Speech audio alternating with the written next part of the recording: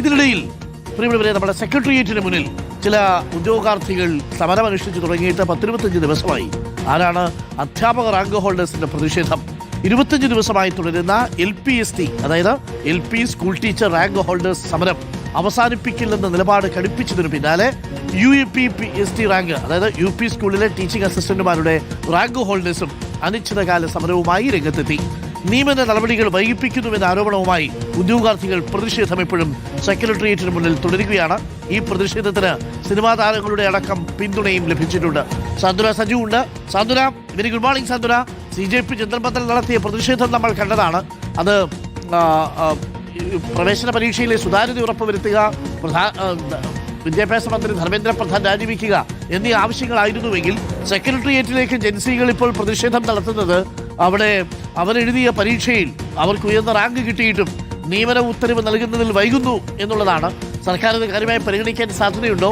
ഈ സമരക്കാർക്കൊക്കെ LP UP school teachers association അസിസ്റ്റന്റുമാരുടെ സംഘടനയ്ക്കൊക്കെ ഇപ്പോൾ പിന്തുണയുണ്ടോ ജനങ്ങളുടെയും ഒക്കെ ഭാഗത്തുനിന്ന്?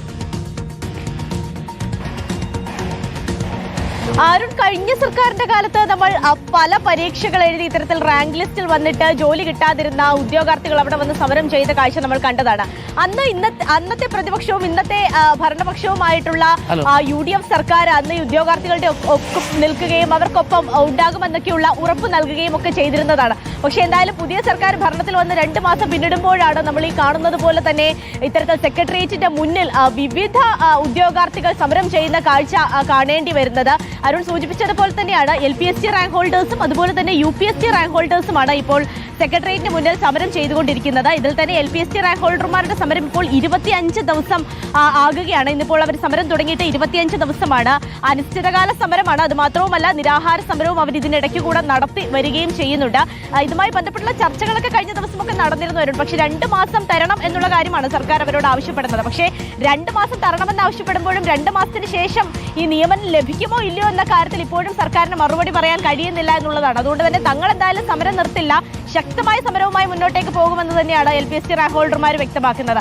ഇനി UPST റാങ്ക് ഹോൾഡർമാരുടെ കാര്യത്തിലേക്ക് വരികയാണെങ്കിൽ അവരുടെ റാങ്ക് ലിസ്റ്റ് കഴിഞ്ഞ ഒക്ടോബറിലാണ് നിലവിൽ വന്നത്. പക്ഷേ ഏതാണ്ട് 5000 പേരുള്ള ഒരു റാങ്ക് ലിസ്റ്റാണ്. അതിൽ നിന്ന് 2 പേർക്ക് മാത്രമാണ് നിയമനം കിട്ടിയിട്ടുള്ളത് എന്നുള്ളതാണ് അരുൺ ഇതിലെ ഏറ്റവും പ്രധാനപ്പെട്ട കാര്യം. എന്തായാലും അവരും ഇതേ ആവശ്യം തന്നെയാണ്, എത്രയും പെട്ടെന്ന് ബാക്കിയുള്ള നിയമനം കൂടി നടത്തണം എന്നുള്ളതാണ്. ഓരോ ജില്ലയിലെ 1ാം റാങ്കൊക്കെ കിട്ടിയിട്ടും ഈ ലിസ്റ്റ് വന്ന് ഇത്രയും മാസം കഴിഞ്ഞിട്ടും ഒരാൾക്ക് പോലും നിയമനം കിട്ടിയില്ല എന്ന് പറയുമ്പോൾ ഉദ്യോഗാർത്ഥികൾക്കുണ്ടാകാവുന്ന മാനസിക സംഘർഷം സ്വാഭാവികമായിട്ട് നമുക്ക് ഊഹിക്കാവുന്നതേ ഉള്ളവരുണ്ട്. അതുകൊണ്ട് തന്നെ 2 തവണ ഒരു സൂചന പണിമുടക്കൊക്കെ നടത്തി, പക്ഷേ സർക്കാർ ഒന്നും ചെയ്യാൻ തയ്യാറായില്ല. എന്തായാലും സമരം ശക്തമാവുകയാണ്, പിന്തുണയും ഏറുന്നു എന്നാണ് മനസ്സിലാക്കുന്നത്. സർക്കാരിന് അവരെ ശ്രദ്ധിക്കേണ്ടി വരും, ശ്രദ്ധിക്കാതിരിക്കാൻ പറ്റൂല.